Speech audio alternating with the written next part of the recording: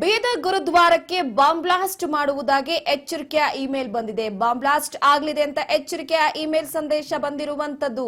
ಅಮೃತಕುಂಡ ಸರೋವರ ಯಾತ್ರಿಕ ನಿವಾಸದಲ್ಲಿ bomb blast ಎಚ್ಚರಿಕೆ ಬಂದಿರುವಂತದ್ದು. ಇತ್ತೀಚೆಗೆ ಈ ಬಾಂಬ್ ಬ್ಲಾಸ್ಟ್ ನ ಎಚ್ಚರಿಕೆಯ ಇಮೇಲ್ ಸಾಕಷ್ಟು ರೀತಿಯಲ್ಲೂ ಕೂಡ ಒಂದು ರೀತಿ ಗಾಬರಿ ಉಂಟು ಮಾಡಿದೆ. ಈಗ ಬೀದರ್ನ ಪ್ರಮುಖ ಹೆಸರುವಾಸಿ ಐತಿಹಾಸಿಕ ಗುರುದ್ವಾರಕ್ಕೆ ಬಾಂಬ್ ಬ್ಲಾಸ್ಟ್ ಮಾಡುವುದಾಗಿ ಎಚ್ಚರಿಕೆಯ ಇಮೇಲ್ ಬಂದಿರುವಂತದ್ದು.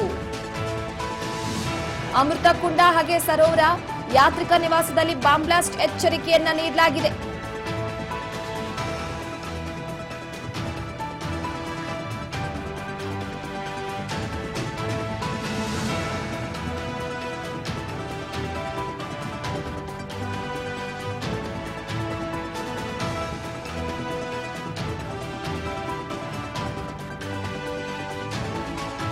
ವಕೀಲ ಅಲಿಂ ಅಲ್ ಬುಖಾರಿ ಎಂಬ ವ್ಯಕ್ತಿಯಿಂದ ಗುರುದ್ವಾರಕ್ಕೆ ಇಮೇಲ್ ಬಂದಿರುವಂತದ್ದು. ಈ ಕುರಿತು ಪೊಲೀಸ್ ಇಲಾಖೆ, ಆಡಳಿತ ಮಂಡಳಿ ಸೇರಿ ಮಾಹಿತಿಯನ್ನ ಪಡಿತಾ ಇದ್ದಾರೆ.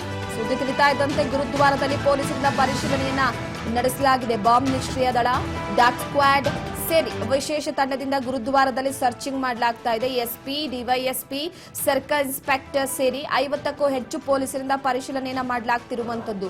ಪೊಲೀಸರ ಸರ್ಚಿಂಗ್ ನಲ್ಲಿ ಯಾವುದೇ ರೀತಿ ಸ್ಫೋಟಕ ಪದಾರ್ಥಗಳು ಪತ್ತೆಯಾಗಿಲ್ಲ.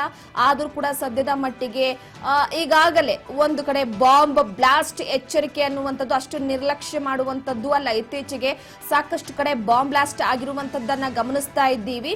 ಕೆಲವೊಂದಿಷ್ಟು ಕಡೆ ಬಾಂಬ್ ಬ್ಲಾಸ್ಟ್ ಆಗಿದೆ. ಸೊ ಹಾಗಾಗಿ ವಿಶೇಷ ತಂಡದಿಂದ ಗುರುದ್ವಾರದಲ್ಲಿ ಸರ್ಚಿಂಗ್ ಮಾಡಲಾಗ್ತಾ ಇದೆ. ಪೊಲೀಸ್ ಬಂದೋಬಸ್ತ್, ಸರ್ಪಗಾವಲನ್ನ ನಿಯೋಜನೆ ಮಾಡಲಾಗಿರುವಂತದ್ದು. ಸ್ಫೋಟಕ ಪದಾರ್ಥಗಳು ಯಾವುದು ಕೂಡ ಸದ್ಯಕ್ಕೆ ಸಿಕ್ಕಿಲ್ಲ. ಹಾಗಾಗಿ ಆ ಗುರುದ್ವಾರದ ಸುತ್ತಮುತ್ತ ಪೊಲೀಸ್ ಸರ್ಪಗಾವಲನ್ನ ನಿಯೋಜನೆ ಮಾಡಲಾಗಿದೆ.